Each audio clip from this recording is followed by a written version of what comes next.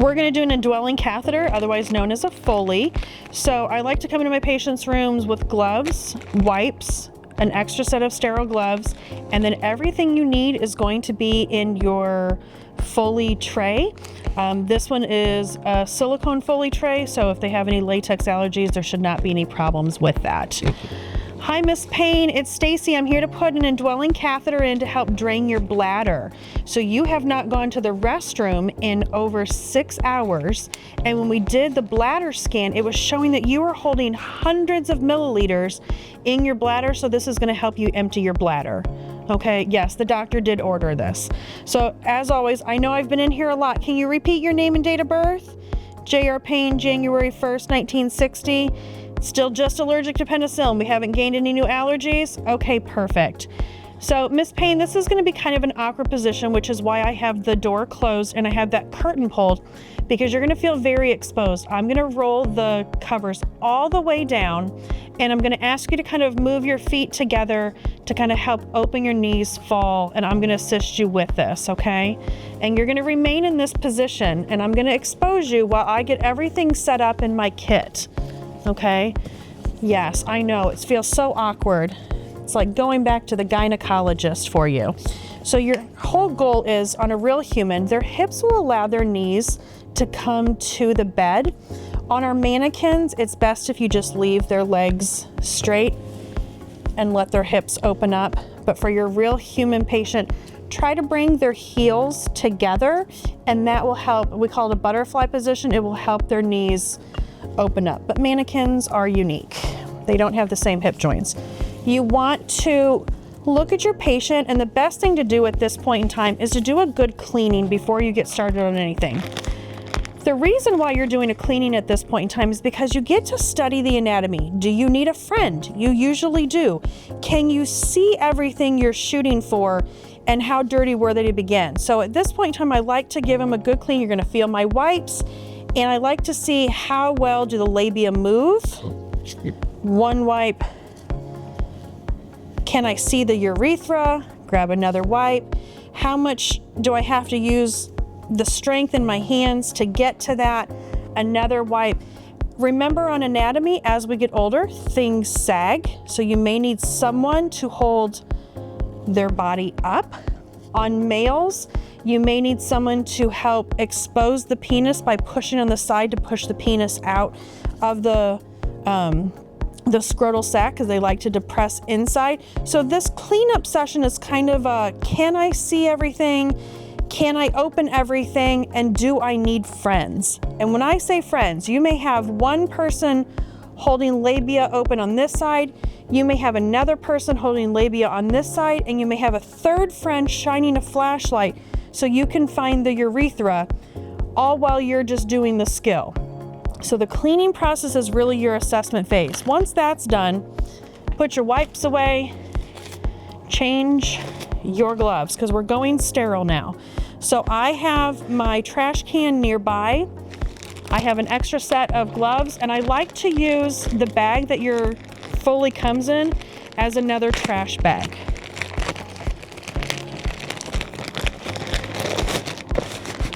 So I'm going to fold this over, and your thought process is that I can't cross the sterile field with any of my trash, and so this will remind you to come upwards and not backwards. If you put it at the patient's hip between their arm, otherwise you can have your trash can too, but then sometimes you drop your hands too low and this will be above your waist. I don't need this top. Your instructions, this is what the skill check is for, and then some of them will have a label on top. Just set that aside. Now with your table, you want to get it over your patient, but you also need to be able to get into this space. So think about that for your setup, because there's going to be some traveling with some of the products. If I leave my bedside table clear over here and I access anything, I just turn my back to some of that sterile field, so I'm going to break sterile field. So again, bring things forward and make sure you can slide things with your foot, okay? Your foot becomes your other hand. Now with your kits, they're usually taped on the bottom. We're going to, again, open away from us because this still keeps the process sterile here. We're gonna open the side with a little bit of a tug. We're gonna open the side with a little tug, and as you can see, the kit is still mostly secured until I pull back this flap. If anything folds up as I fold this flap, again, I've got a 1-inch imaginary border that I can touch. I just cannot reach across that sterile field, and you don't want to refold your sterile kit once you've opened it. So once this flap opens, you never know what you're going to grab, so just a gentle thing. That kind of folded up, I can rotate and try to get things to be flat and square for me, but I cannot reach across my kit. Now, there is the label. Every kit's going to be a little bit different on their setup. So there's the kit to label it. I'm going to grab that, set that aside. I will label at the end. We have a drape that you're going to touch with non-sterile hands, but you need to be careful with this process because I need it to be a part of my sterile process. There's a shiny side, there is a dull side. So when I grab this little folded side and I unfold this, you can kind of see there is a little sheen to one side versus the other side. I want the shiny to go down and touch the mattress, and I really do not want to be touching the upward side of this because it is sterile. Don't put it. Once you drop it, you're done with it. You don't move it again because that just secured that that is a sterile field for you to be able to use when we travel with your kit. And as you saw, I moved things out of the way with my foot. Here are my sterile gloves. I'm gonna bring those over here. This way I open my package of gloves not onto my sterile field. It is a common thing that students do.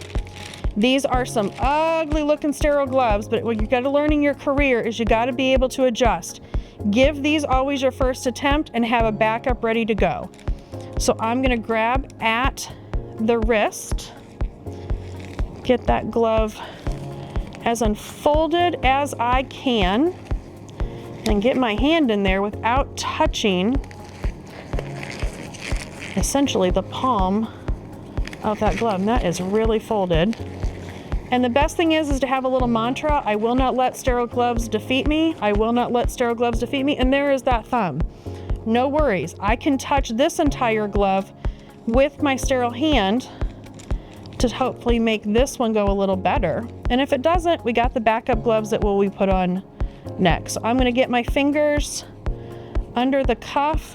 Once I get that under the cuff, I'm gonna get my thumb up and I'm gonna dive that second hand in.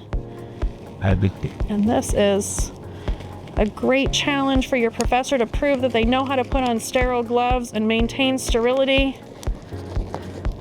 And pull that down as far as you can, and now I can adjust this crazy hand. So I'm actually going to take my fingers all the way out. I'm going to attempt to do a rotation, and I can only touch the palm of these gloves because they are sterile. Once I get my hand rotated, the fingers will align. I'm pulling on the palm only. Sterile gloves are on. Whew, we survived. I could throw away my trash. Why do I care? Leave it there. All right, the next is our diamond sterile field. This is a preference. You can use, you cannot use. I'm gonna go ahead and drape it. I typically don't use it in my practice, but it does expand your sterile field. When I go to drop this though, my hands holding this drape cannot touch anything else or go below my waist. If I want to push this down, I need to be careful that I don't touch anything else in the process, just exposing the part that we're gonna go to a sterile field. So that is how you would drape this. Now, I don't typically use it, so I'm not gonna show you in a video of how it looks when you're doing this. I have two buckets. Prep, and then the whole actual catheter. So, you've got some sort of lubricating jelly. You just squirt that in. trash. There's usually betadine if you have the cotton balls and the clamps. Otherwise, most kits now are coming with the swabs. Just open your swab package and just set that right into the box. Your saline flush, which I'm going to connect to the catheter in the port there. And then I'm going to peel away the plastic for the catheter and making sure it doesn't flop outside of the sterile field. I'm going to bring that out, I'm going to trash it, and then I'm going to run that in the lubricating jelly. Now at this point in time, there's lots of ways to travel. I can travel with just the box and go to my sterile sheet because it landed pretty well. Or I could travel with this entire thing, but if I'm going to travel with all of this, because all of this is sterile, my hands can touch this, it's sterile. If I'm gonna travel, I wanna grab as close to the box as possible, and I wanna get air underneath it so it doesn't fold on itself. And when I say air, I'm gonna demonstrate on the table. Air. And I can move that into between the patient's legs. As I do that, I also wanna be moving my table out of the way. I'm gonna show you both ways because I think it's just really handy. So I could just move the box and tray, and I'm on a pretty narrow field, but I'm still sterile. I just have a little gap before I get to the patient. The other method, if you didn't get a good land, and again, I can't come back to this, this is just a whole other way. I can also travel with my whole thing, get air underneath it, and as you can see, I got that diamond all the way up into this patient, and I now have all of this sterile field to mess with. And now I've got more sterile field on the bedside, okay? When you have your two trays, you wanna leave your bag backwards because it's the last thing you're gonna grab. You never want to have to reach across something that's sterile. So I would never have cleaning and cross over the bag when touching the patient. By the time I'm grabbing the catheter, I'm done with everything in this kit, so it is fine that it has traveled beyond it. So again, you may have the swabs. I'm gonna go ahead and demonstrate with the cotton balls. I'm going to lose this hand. It's going to become non-sterile. So at this point in time, I'm going to tuck this down. And I also have to make a note that now nothing can touch that portion that this non-sterile hand just did. I'm going to tell the patient, you're going to feel me touching you, and I'm going to spread the labia on a female as best as I can. I'm going to clean outside, drop. Yep. I'm going to clean the other outside and drop. Your fingers will get tired.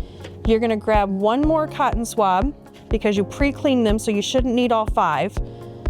If they will separate, I will go grab the one that is all by itself. And you're gonna go directly down that middle, pushing into that meatus so it gets some betadine on it, and I'm done with my tongs. My lubricating jelly, and I'm going into the urethra. Take a deep breath, great. The main thing I'm focusing on is my sterile hand cannot touch my non-sterile fingers or the patient's skin. Otherwise, you've contaminated yourself. So you will need to back yourself off of the catheter as you're slowly inserting it.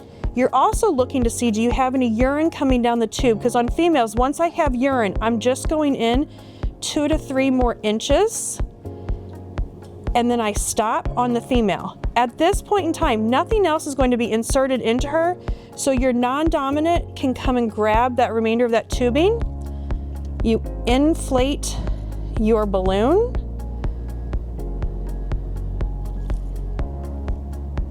You detach.